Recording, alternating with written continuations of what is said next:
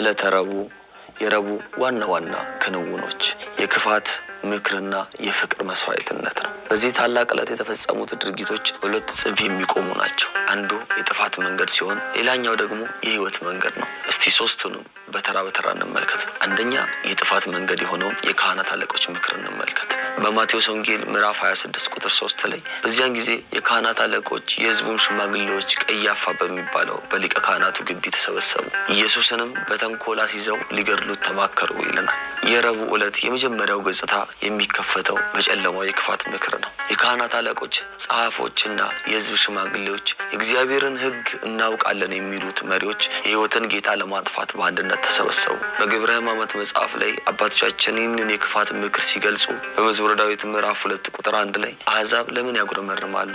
ወገኖችስ ለምን ከንቱ ነገር አሰቡ?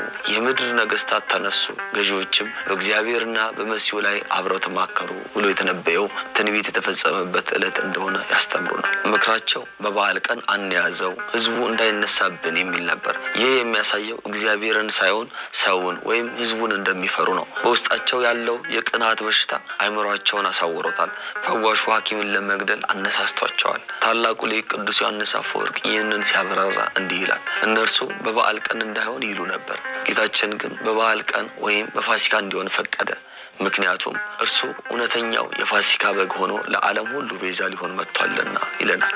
እኛስ ዛሬ በሕይወታችን ውስጥ ምን አይነት ምክርን እየመከርን ነው? የረቡዕ ዕለት ራሳችን እንድንመረምር ያደርገናል። በቤታችን፣ በስራ ቦታችን፣ ከጓደኞቻችን ጋር ስንሰባሰብ የምንመክረው ምክር ምንድን ነው? የሰውን ስም ለማጥፋት፣ ንጹሑን ለማውገዝ፣ ወንድምን ለመጉዳት ነው?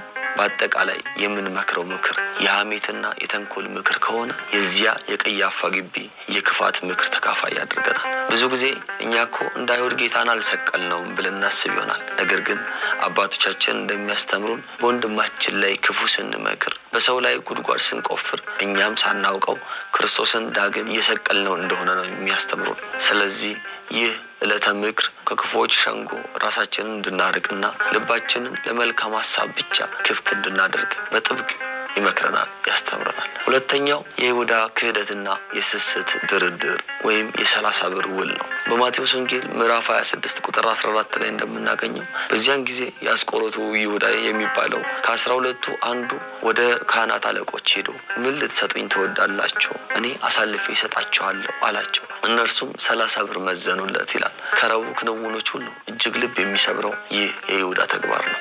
ይሁዳ ከጌታ ጋር 3 ዓመት ተኩል ሙሉ አብሮ በልቷል፣ ጠጥቷል፣ ተአምራቱን አይቷል፣ ሕሙማን ሲፈወሱ ተመልክቷል። ሆኖም በልቡ ውስጥ የነበረው የስስትና